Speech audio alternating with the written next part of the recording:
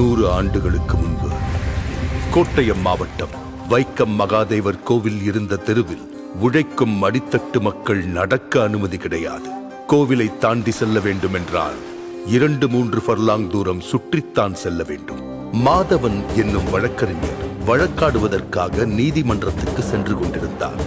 நீதிமன்றம் அரண்மனைக்குள் இருந்தது. ராஜாவின் பிறந்த நாள் என்பதால் அரண்மனையில் பந்தல் போட்டு வைத்திருந்தார்கள். நீதிமன்றமும் பந்தலுக்குள் அகப்பட்டுக் கொண்டது. யாருக்கும் எதற்கும் அசைந்து கொடுக்காத விஷ விருட்சங்களாக வளர்ந்து நின்ற சாதியும் மதமும் மாதவனுக்கு அனுமதியை மறுத்தது.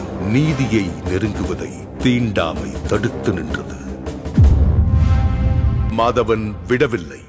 அண்ணல் காந்தியடிகளின் ஆலோசனையில் தலைவர்கள் காங்கிரஸ் கட்சியுடன் 1924ஆம் வருடம் மார்ச் 30 அன்று தெருவுக்குள் நுழையும் சத்தியாகிரக போராட்டத்தை தொடங்கினார்கள். உயர் சாதியினரும் விடவில்லை. வைக்கம் போராட்டத்திற்கு எதிரான இயக்கத்தை உருவாக்கினர். காவலர்கள் போட்டிருந்த தடுப்பை கூட நெருங்க விடாமல் போராட்டக்காரர்களை தடுத்தார்கள், மிரட்டினார்கள். கண்ணிருந்தால் தானே பாதை தெரியும் என சுண்ணாம்பு நீரை கண்ணில் வீசி பார்வையை பறித்தார்கள். போராட்டம் தளராமல் தொடர அரசனுக்கு மூக்கு வியர்த்தது. டி.கே. மாதவன், கேசவ மேனன், ஜார்ஜ் ஜோசப் என 19 தலைவர்களையும் கைது செய்தார். போராட்டத்தை வழிநடத்த தலைமை இல்லை. சிறையில் அடைப்பட்ட தலைவர்களுக்கும் வேறு வழியில்லை. காங்கிரஸ் கமிட்டிக்கு கடிதம் எழுதினார்கள். நீங்கள் வந்து போராட்டத்திற்கு உயிரூட்ட வேண்டும், இல்லை என்றால் அரசரிடம் மன்னிப்பு கேட்டு போராட்டத்தை கைவிட வேண்டிய நிலைக்கு தள்ளப்படுவோம் என்றது கடிதம். போராட்டத்தை தாங்கி பிடிக்க இரும்பு கரமே வந்தது. சாதிக்கும் தீண்டாமைக்கும் எதிராக எந்த சமரசமும் இன்றி போராட்டத்தை தொடர புறப்பட்டார் தந்தை பெரியார். வைக்கம் போராட்டத்தை சமூக போராட்டமாக மக்களிடம் கொண்டு போய் சேர்த்தார். கோவில் தெருவில் ஆடு நடக்கலாம், மாடு நடக்கலாம், மனுஷங்க நடக்க முடியாதா என்று கேட்டார். ஊர் ஊராக சென்று பிரச்சாரம் செய்தார். பெரியாரின் ஒவ்வொரு பேச்சும் வெடிகுண்டாக வெடித்து ஆதிக்க சாதிகளை அசைத்தது. மக்கள் கூட்டம் ஒன்று சேர்ந்தது. கலகலத்து போனது திருவிதாங்கூர் சமஸ்தானம். பெரியார் பேசுவதற்கு நீதிமன்றம் தடை விதித்தது. தங்கள் உத்தரவுக்கு மதிப்பளிக்க முடியாமைக்கு வருந்துகிறேன் என பெரியார் பதிலடி கொடுத்தார். கைதும் செய்யப்பட்டார்.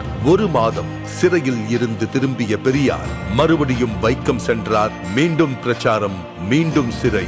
இம்முறை 4 மாத கடுங்காவல் தண்டனை. மலையை சிறை என்ன செய்துவிட முடியும்?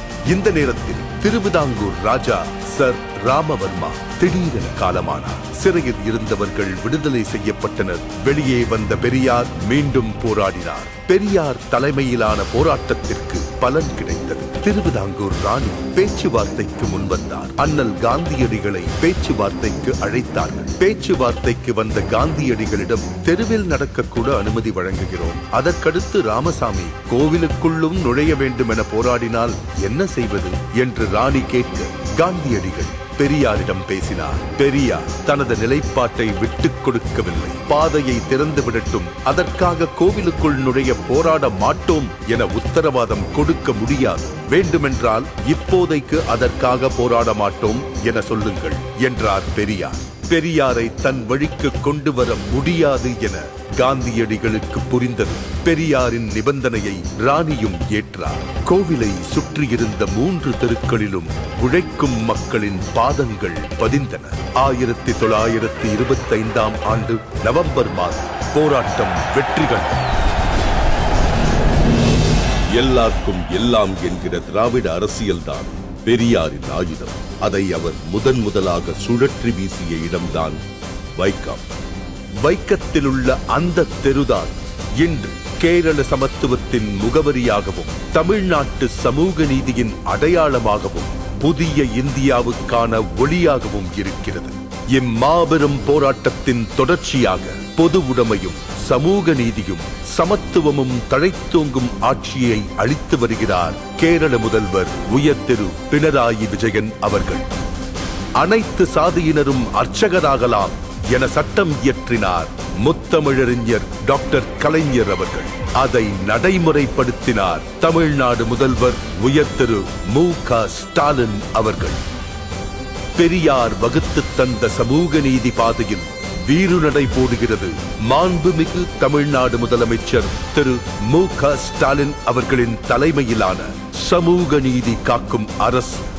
100 ஆண்டுகளை தாண்டியும் பெரியாரின் பகுத்தறிவு ஓர் ஆயுதமாய் பழமைவாதத்தை வேரறுத்து வருகிறது.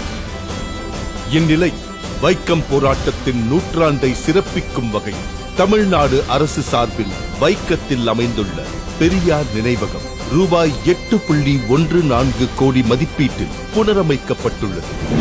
ஓர் உரிமை போராட்டத்தின் நினைவுகளை தமிழ்நாடு, கேரளா ஆகிய 2 மாநிலங்களும் இணைந்து கொண்டாடுவது சமூக நீதி பயணத்தின் முத்தான தருணம். இந்தியாவின் கவனம் இதை நோக்கி திரும்பும்.